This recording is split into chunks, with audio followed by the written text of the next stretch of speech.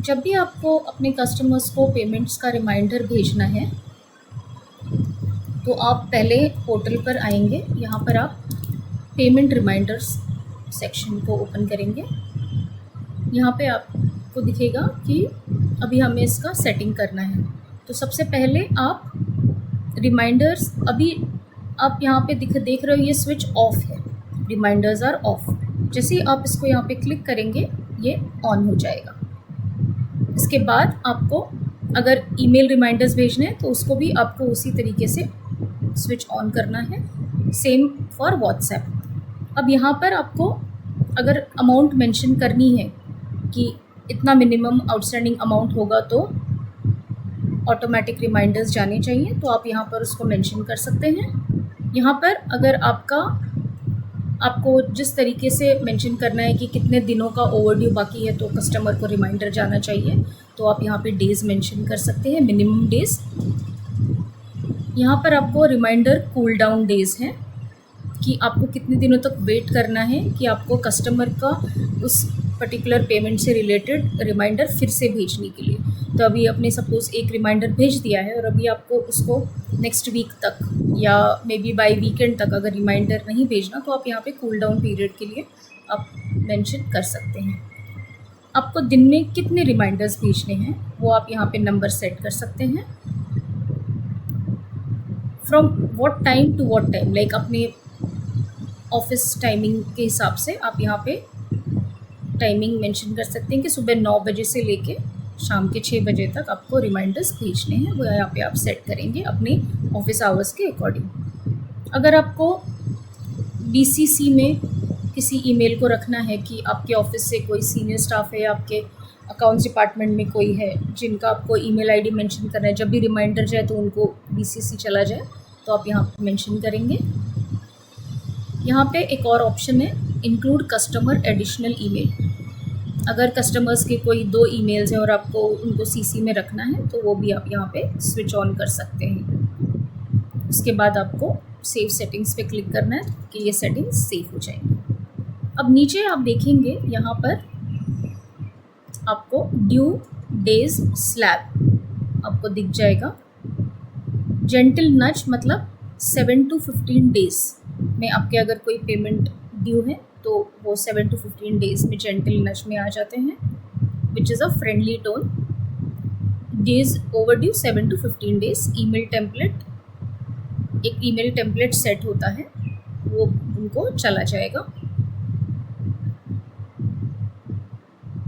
यहाँ पे आप अगर आपको डिलीट करना है इसको तो आप डिलीट भी कर सकते हैं, कुछ एडिट करना है तो आप यहाँ पर इसको एडिट कर सकते हैं। यहाँ पे दिख रहा है हमें display name, tone, active, minimum days, maximum, sort order, gentle nudge, email template, और यहाँ पे आप इसको सेव स्लैब कर देंगे। Same polite follow up 16 to 30 days का जो ओवरड्यू है, उसके बाद है अर्जेंट नोटिस। अगर 31 डेज, 1 मंथ से ऊपर का अगर ओवरड्यू है तो हम यहाँ पे उन्हें एक अर्जेंट नोटिस भेज देते हैं।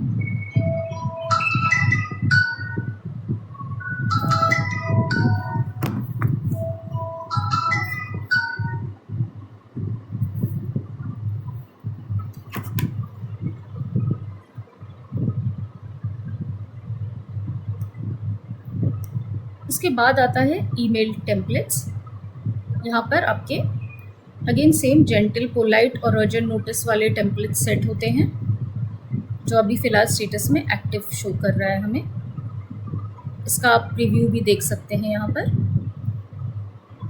We hope you are doing well, a record show an outstanding balance of your account, we wanted to share a quick summary in case it slipped your attention, और उनका जो भी आउटस्टैंडिंग है वो चला जाएगा। एंड योर फ़ोन नंबर, ये है जेंटल नच। फॉलोअप के लिए this is the format.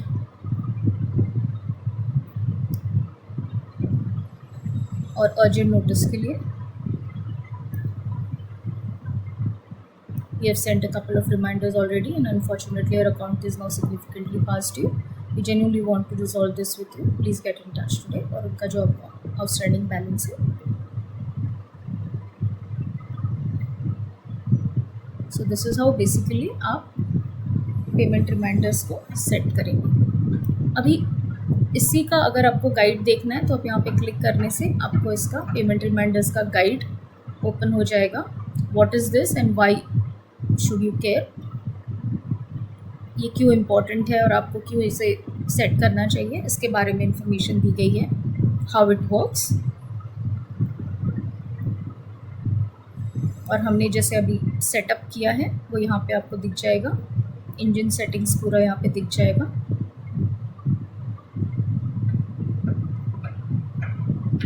Slabs जो अभी हमने देखे, gentle, polite and urgent, in slabs के अंदर क्या है वो यहाँ पे मेंशन किया गया है।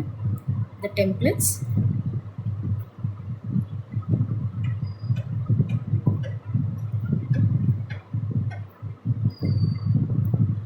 ईमेल और व्हाट्सएप दोनों के थ्रू आपके रिमाइंडर्स जाएंगे। रिमाइंडर्स का लॉग है हमारे पास, queued, sent, read and failed.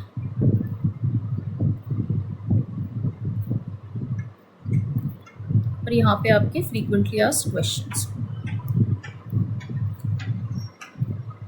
इस तरीके से आप अपना पेमेंट रिमाइंडर सिस्टम में सेट करेंगे। Thank you.